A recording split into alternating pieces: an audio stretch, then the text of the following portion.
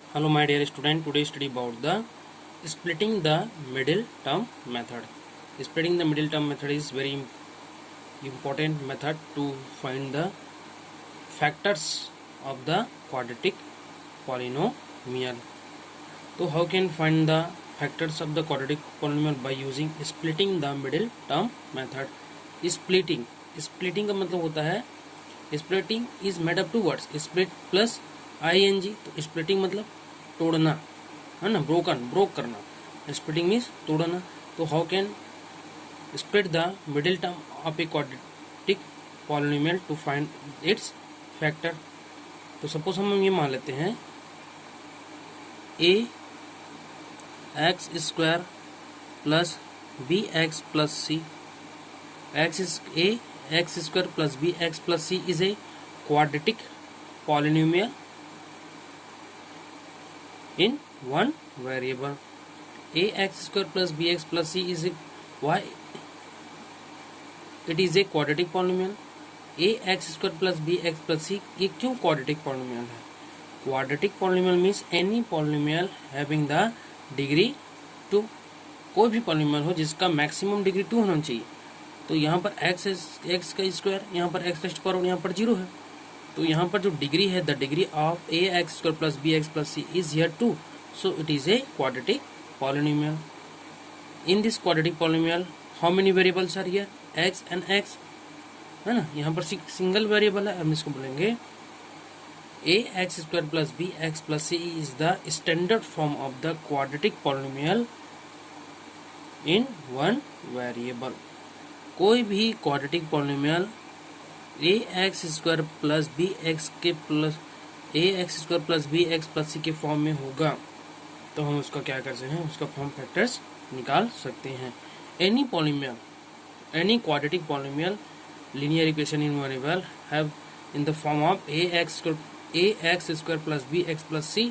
तो हम उसका फैक्टर्स निकाल सकते हैं by using the splitting the middle term method. Here a b and c are real numbers, any constant. तो कोई भी ऐसा पॉलिनोमियल, क्वाड्रेटिक पॉलिनोमियल जो a x plus b x plus c के फॉर्म में होगा, हम इसका फैक्टर्स निकाल सकते हैं by using the splitting the middle term method. तो splitting the middle term in a x plus b x plus c, splitting the middle term method. तो splitting the middle in a x square plus b x plus c, what is the middle term here? B x. तो middle term क्या है यहाँ पर? B x. अब इस B x को हमको दो पार्ट्स में तोड़ना है ना. इस बी एक्स को क्या करना है, हमको दो पार्ट्स में तोड़ना है, जिसको ऐड करने पर मान लो हम इसको तोड़ते हैं first part and second part. We split middle term b x into two part, first and second part. There sum is b x. Sum क्या होना चाहिए? बी एक्स होना चाहिए. That sum is bx, या हम उसको बोल सकते हैं that sum is b only. and product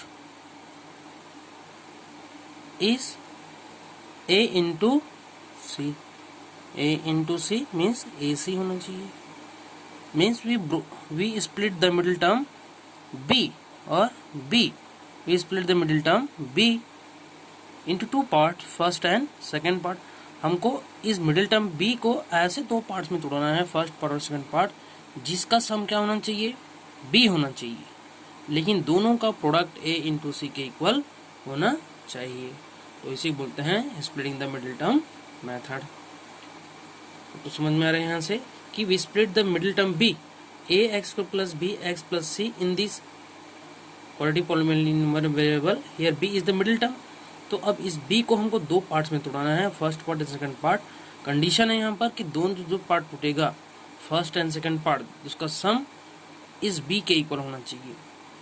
और दोनों को मल्टीप्लाई करने पर, फर्स्ट इंटू सेकंड को मल्टीप्लाई करने पर a इंटू सी के इक्वल होना चाहिए. तभी हम निकाल सकते हैं factors by using splitting the middle term method.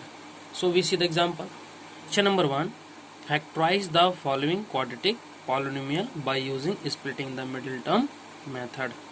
Factorize the following quadratic polynomial is find the factors of the quadratic quadratic polynomial in one variable by using splitting the middle term method. तो first one is 6x square plus 17x plus 5.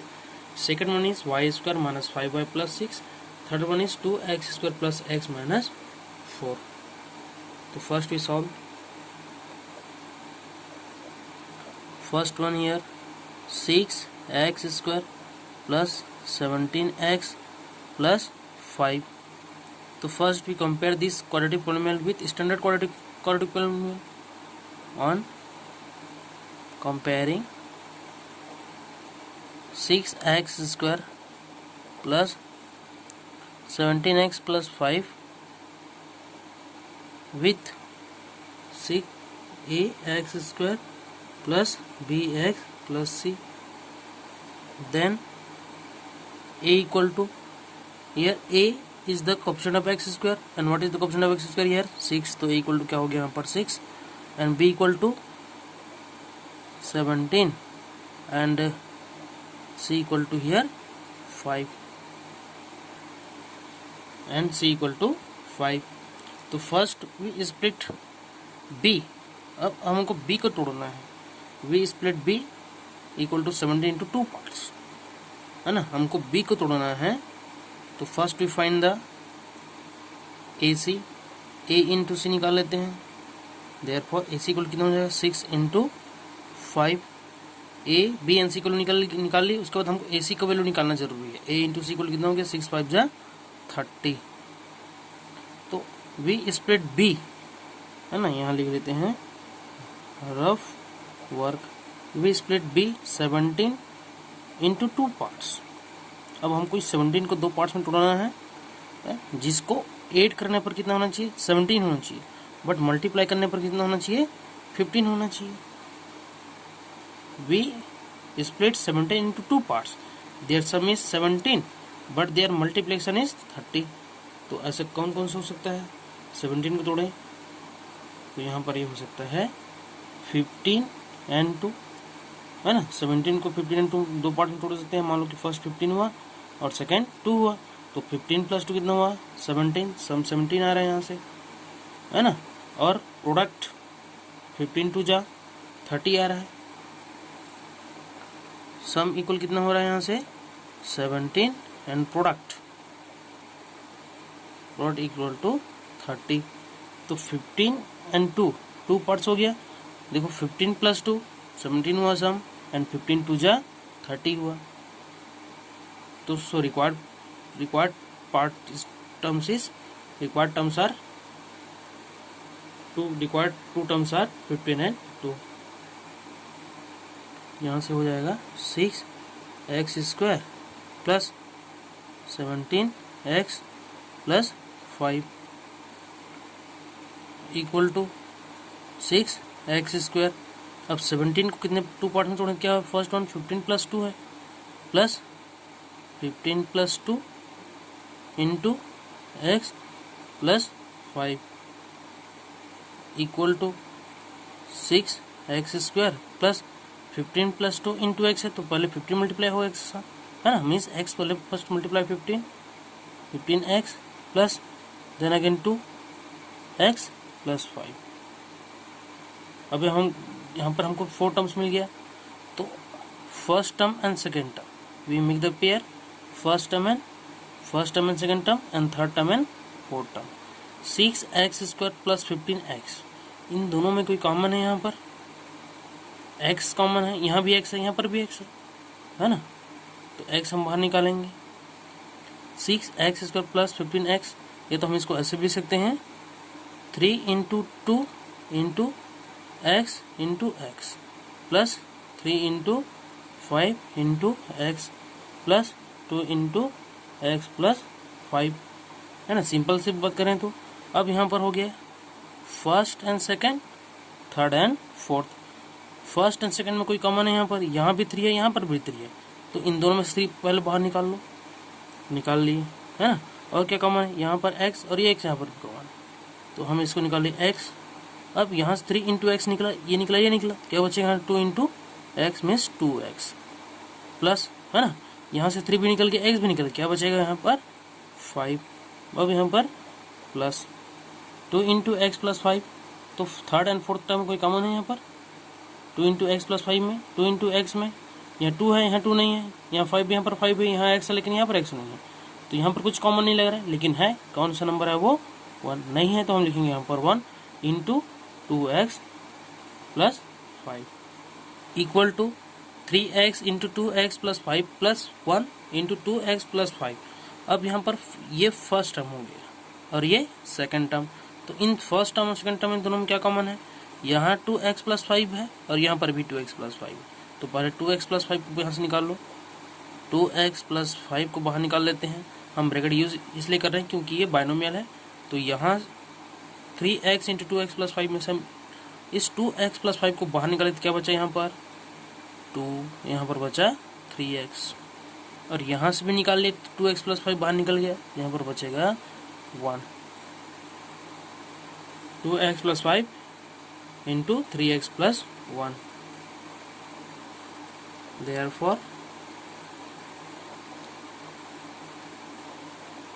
the factors of 6x square plus 17x plus 5 are 2x plus 5 and into 3x plus 1. When we multiply 2x plus 5 with 3x plus 1, we get 6x square plus 17x plus 5. Second one, y square minus 5y plus 6. So first we compare with a standard quadratic polynomial on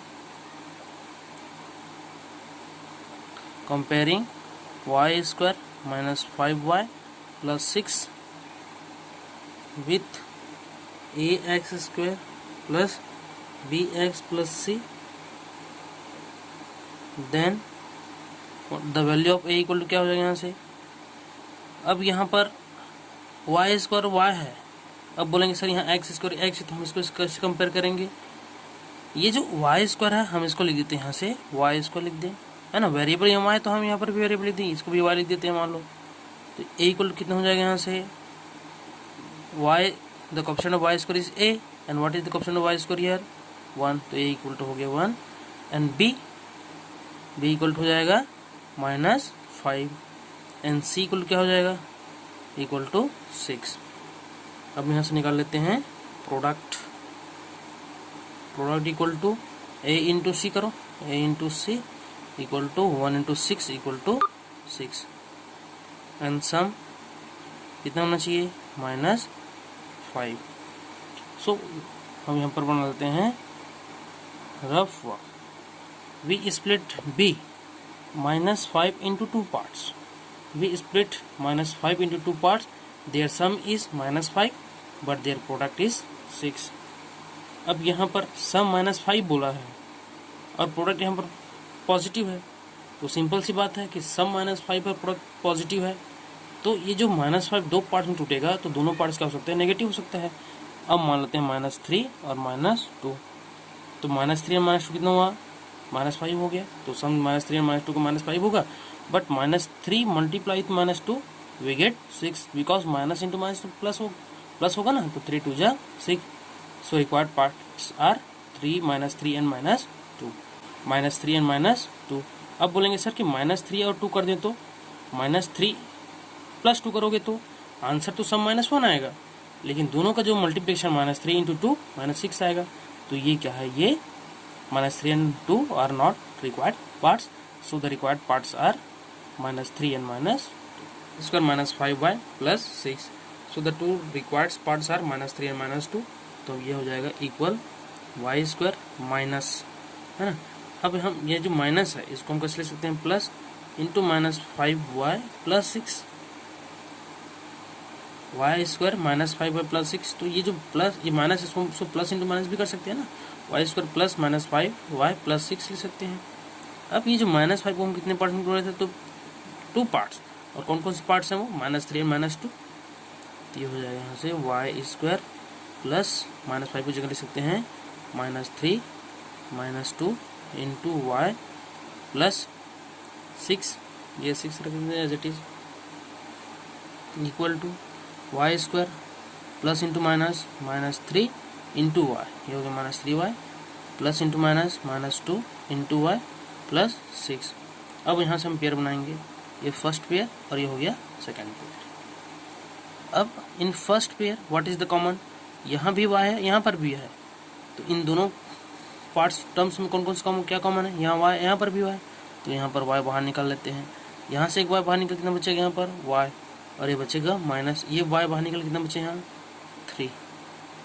ठीक है, अब यहाँ minus और यहाँ plus है, minus 2y है और plus 6 है, तो दोनों में क्या कॉमन है 2, इन दोनों में क्या कॉमन है, यहाँ माइनस यहाँ प्लस है ना, तो यहाँ माइनस आ रहा है तो हम पहले माइनस को बाहर निकाल लेते हैं। 2 इंटू वाई प्लस 6 है, तो यहाँ 2 आया और 6 मीन्स 2 इंटू 3, मतलब 2 इंटू वाई प्लस 2 इंटू 3, ऐसे लिख सकते हैं ना। ये क्या हो जाएगा next one equal to y into y minus 3। अब यहाँ ये माइनस हम निकाल लिए, ये माइनस बाहर निकाल दिए, तो यहाँ 2 है यहाँ पर भी 2 है, तो माइनस ये 2 बाहर निकाल दिए, क्या बचेगा यहाँ बचा y। अब यहाँ प्लस है लेकिन हम यहाँ से माइनस निकाल चुके हैं, तो प्लस का मतलब क्या हुआ माइनस इंटू माइनस प्लस होता है, तो यहाँ से एक माइनस बाहर निकला तो यहाँ बचेगा minus 3। y into y minus 3 minus 2 into y minus 3। अब दोनों टर्म में क्या कॉमन है y into y minus 3 and minus 2 into minus y minus 3, इन दोनों में क्या कॉमन है, यहाँ भी y माइनस 3 है यहाँ पर भी y माइनस 3 है, तो पहले y माइनस 3 को बाहर निकालो, यहाँ से y माइनस 3 बाहर निकल कितना बचा, यहाँ से यहाँ पर बचा y। अब यहाँ से भी y माइनस 3 बाहर निकाल कितना बचा यहाँ पर minus 2। So y minus 3 and y minus 2 are the required factors. Therefore the factors of y square minus 5y plus 6 are y minus 2 and y minus 3. So we see the next example. Question number 2. Give possible expression for the length and breadth of a rectangle whose area is 25a square minus 35a plus 12. तो इस question number 2 में ये बोल रहा है कि what will the possible expression for length and breadth, what will the length and breadth whose area of rectangle is given in 25a square minus 35a plus 12। तो अब एरिया बस दे दिया गया है, लेंथ ब्रेथ हमको पता नहीं है, तो हमको लेंथ निकालना है। अब हम कैसा इसका लेंथ निकालें, तो यहाँ पर 25a square minus 35a plus 12 is a quadratic polynomial in one variable. तो first we find the factors of 25a square minus 35a plus 12। तो जो फैक्टर्स निकलेगा फर्स्ट फैक्टर लेंथ हो जाएगा, सेकंड फैक्टर क्या हो जाएगा ब्रेथ हो जाएगा। तो we first find the factors of the 25a square minus 35a plus 12। Solve first on comparing 25a square minus 35a plus 12 with ax square plus bx plus c, then a equal to 25, a equal to 25। अब बोलेंगे sir यहाँ से ये a square और a, but यहाँ पर x square x है, ये जो a स्क्वायर का मतलब है यहाँ a इज वेरिएबल, यहाँ पर a वेरिएबल है बट यहाँ पर a कांस्टेंट है, तो हम इसको अभी ये मान रहे हैं कि ये जो एक्स स्क्वायर है ये क्या है यहाँ पर ए स्क्वायर है, तो ए इक्वल 25 हो गया और बी इक्वल कितना हो जाएगा माइनस 35 एंड सी इक्वल हो गया 12। तो हम यहाँ से निकाल लेते हैं सम कितना होना चाहिए minus 35 and product means product equal to a into c equal to 25 into 12 equal to 312, 5 to 60, 6 carry 0, 12 to 24, 24 plus 6 30। So we split minus 35 into 2 parts। तो हम यहाँ पर सपोज रफ ले लेते हैं, है ना, we split minus 35 into 2 parts, their sum is minus 35 but their product is 300। अब सम minus 35 हो रहा है, मतलब इसका जो पार्ट में टूटेगा दोनों पार्ट्स क्या हो सकता है नेगेटिव होगा। क्यों नेगेटिव होगा? जब नेगेटिव ही मिलेगा तो प्रोडक्ट करने पर प्लस होना चाहिए। तो ये हो सकता है यहाँ से -15 एंड -20, है ना। -15 and -20, minus into minus plus हुआ, 15 टू 30, 30 में 300 हो गया, 15 20 और -15 -20 ये हो गया -35। So the required parts are -15 and -20। 25a² -35a + 12, तो इसी की जगह हम लिख सकते हैं 25a² माइनस की जगह हम लिख सकते हैं यहाँ से, है ना, plus -35 means -15 -20 into a + 12 equal to, यहाँ लिख रहा हूँ, यहाँ लिख देता हूँ डायरेक्ट। कितना हो जाता है यहाँ से 25a² plus into minus -15a -20a + 12। अब we make the pair of two parts, 25 और यहाँ 15 है, तो 25 एंड 15 हम इसको लिख सकते हैं, इसको 5 × 5 × a² minus 5 × 3 × a minus 4 × 5 × a + 12 means 4 × 3। अब फर्स्ट एंड सेकंड पार्ट में क्या कॉमन है? यहाँ 5 है, यहाँ भी 5 है, तो हम 5 को बाहर निकाल लिए, है ना। यहाँ a² यहाँ पर a है, तो a भी बाहर निकल गया। तो जैसे 5 और a बाहर निकला, कितना बचेगा यहाँ पर 5a, यहाँ से 5 और a निकल कितने बचेगा 3। अब यहाँ माइनस, यहाँ प्लस है, तो इस हम यहाँ लिखते कॉमन माइनस निकाल लेते हैं। जैसे ही हम यहाँ से माइनस कॉमन निकालें, यहाँ प्लस है तो यहाँ माइनस बचेगा, है ना। यहाँ क्या कॉमन है? 4 है, यहाँ भी 4 है, तो 4 कॉमन निकल गया। यहाँ क्या बचेगा 5a, यहाँ माइनस और ये हो जाएगा 4 तो बाहर निकल चुका है, तो क्या बचेगा यहाँ पर 3 इक्वल टू, अब 5 × 5a - 3 -4 × 5a - 3, यहाँ माइनस हो रहा था, यहाँ भी माइनस होना चाहिए।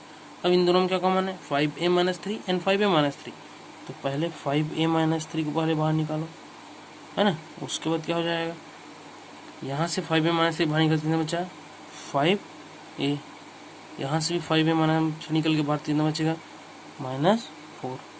सो 25a इसको -35a + 12 इज ए एरिया। तो एरिया इक्वल कितना होता है? लेंथ इंटू ब्रेथ होता है। तो ये लेंथ हो गया और ये ब्रेथ हो गया। Therefore the possible length equal to 5a - 3, है ना, लेंथ इंटू ब्रेथ, तो लेंथ 5a - 3 हो गया एंड ब्रेथ इक्वल टू क्या हो जाएगा 5a - 4। ये पॉसिबल है, ये लेंथ इंटू ब्रेथ, तो दोनों को मल्टीप्लाई कर तो एरिया इतना आता है ना। Means we find the factors of the area, then we get length and breadth, because length when we multiply length into breadth we get area of a rectangle. So we see the next question, question number 3। Question number 3, what are the possible expressions? What are the possible expressions for the dimensions? Dimension means length, breadth and height of the cuboid. Cuboid is a solid 3-dimensional figure, solid figure whose dimensions are length, breadth and height, whose volume is 3x² minus 12x. Once again I repeat the question, what are the possible expressions for the dimension of the cuboid whose volume is 3x² minus 12x? Means what will the possibilities of length, breadth and height of a cuboid whose volume is given here. So first we find the factors of the given.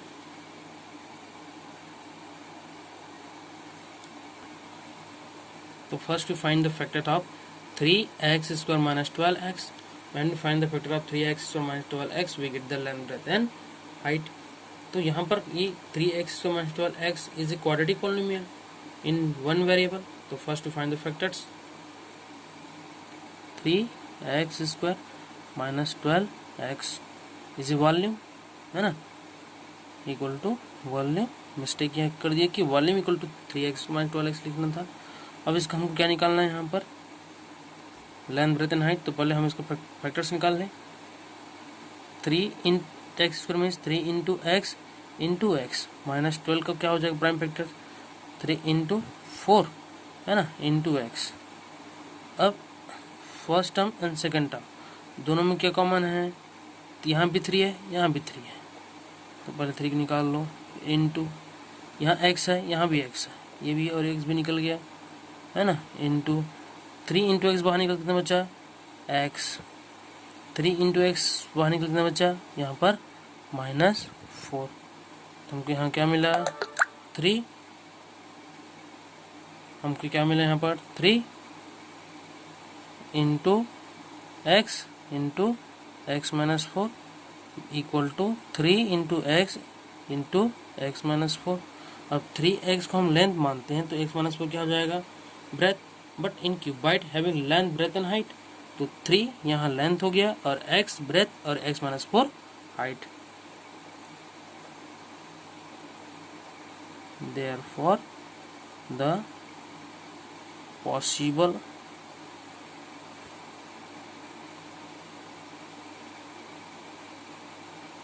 expression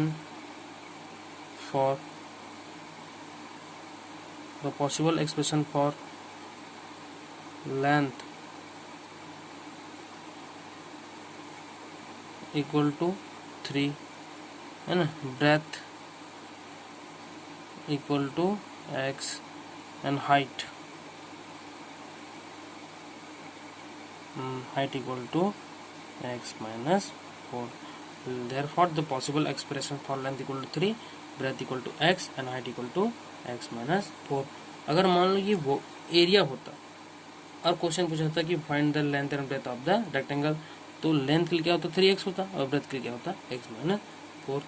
ये 3x multiply हो रहा है, 3 into x है तो length into breath into height. When area of rectangle is given and the volume of cuboid is given, then we find the possible expression for length, breadth and height and possible expression for length and breadth of a rectangle.